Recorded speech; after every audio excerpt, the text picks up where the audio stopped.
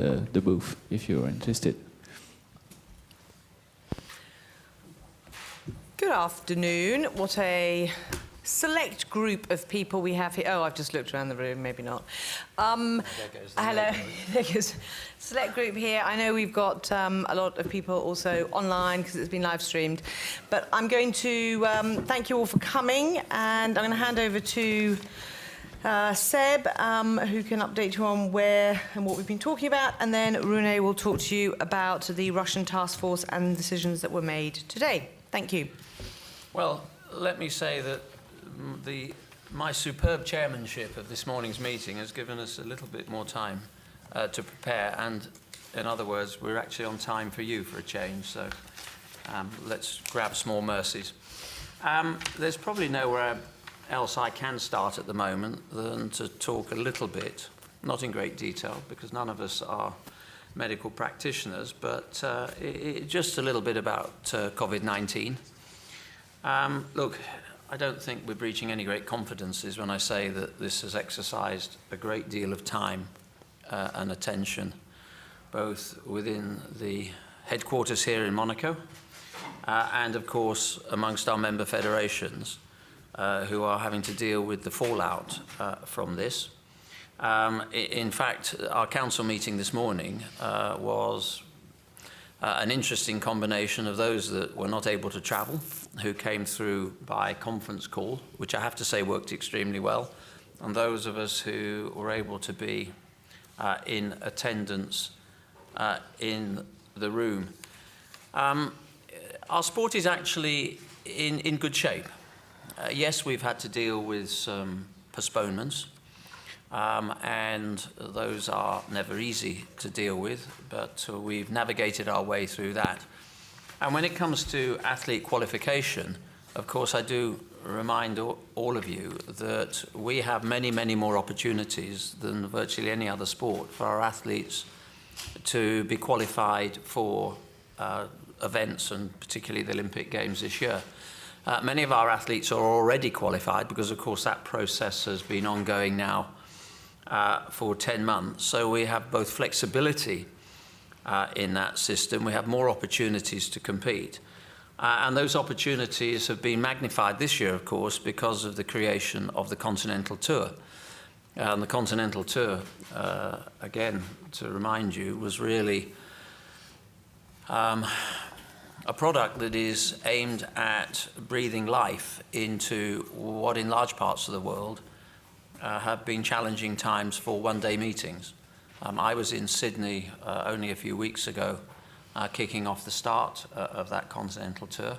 It moved on to New Zealand, and actually for the first time, I think, I'm right in saying, for about 25 years, we had live television.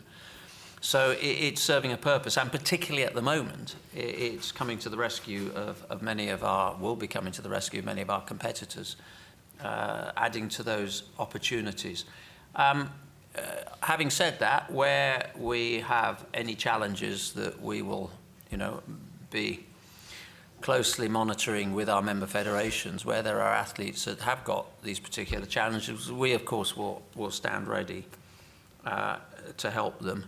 And as you know, we postponed the World Indoor Championships in Nanjing. We have delayed the World Half Marathon Championships in Poland until later on in the fall.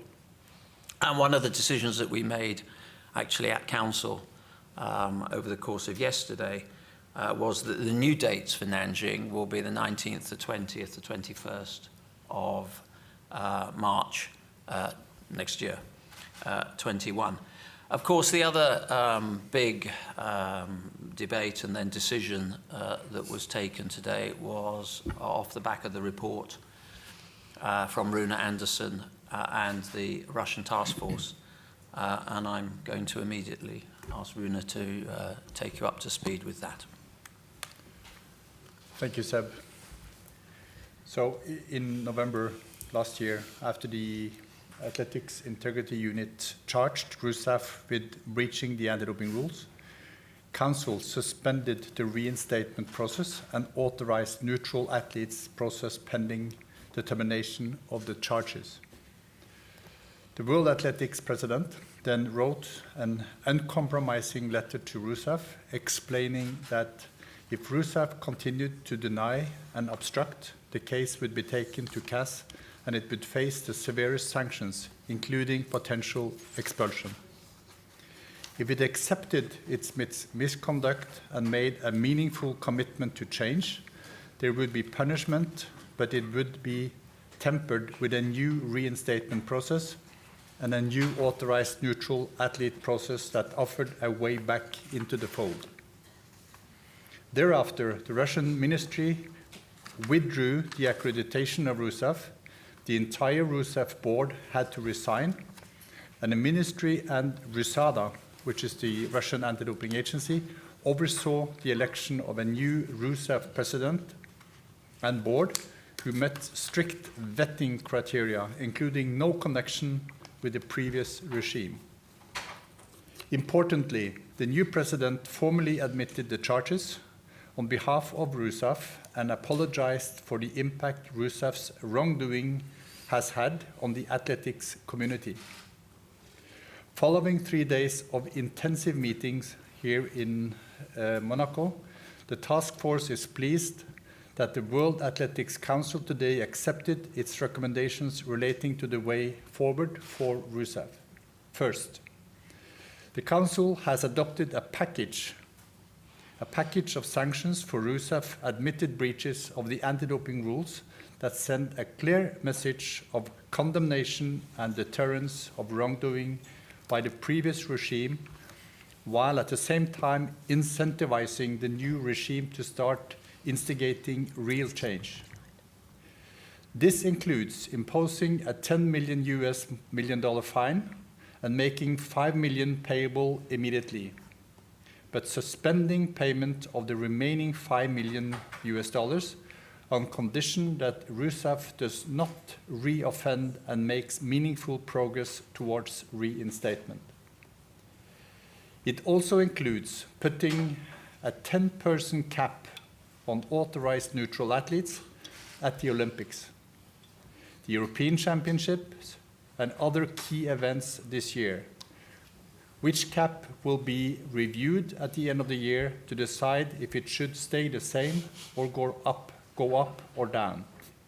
The idea, again, is to create an incentive to start making real changes.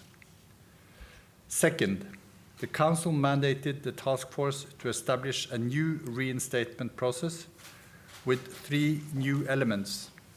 First, Rousseff to put together a commission that includes the Ministry and Russian Olympic Committee officials, but also representatives of RUSADA and from the Rousseff Athlete Committee. Second, that commission, with guidance from international experts identified by World Athletics, to draw up a plan for how they will ingrain a lasting change in culture in Russian athletics. And third, the international experts identified by World Athletics to work on the ground with Rousseff in Russia to ensure the change in culture is implemented in all of Rousseff's operation.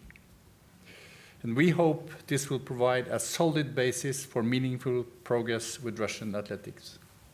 Thank you, Seb.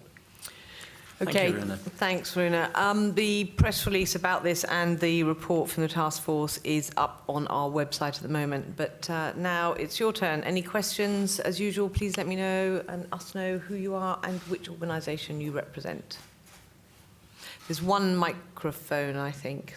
So hands up.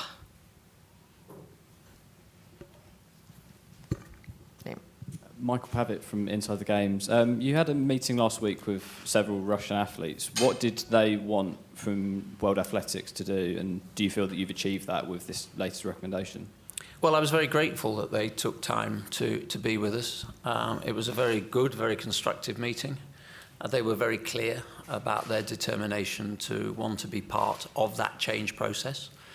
They made some very helpful observations around coaching and the points that actually Rune made just a few moments ago about the need for a cultural shift, particularly in that space, and that they wanted to be part of the solution. And clearly they were obviously protective of their ability to continue to compete, particularly as authorized neutral athletes. And that sits, as you know, at the heart of my philosophy that I've always, where possible, and I think the Council has felt very strongly on this as well, where it has been possible to separate the clean athletes from the tainted system, then the neutral athlete status was one way of doing that. But that wasn't going to sit there in perpetuity if we didn't get the other shift and the other changes that we are pushing for at the moment. Thanks, Michael. Yes. Luke Phillips, AFB. Why did you decide on capping the neutral athletes at 10 for the Olympics? This has been discussed in light of what is needed in order to change the culture. You will recall that the previous system of authorized neutral athletes had not brought the changes that we wanted to come along. So we felt that bringing the numbers from Rio with one athlete from the last World Championships in Doha, I think it was 28 ANA athletes, we were trying to find a figure which might trigger change. And so we landed with 10 athletes in that respect.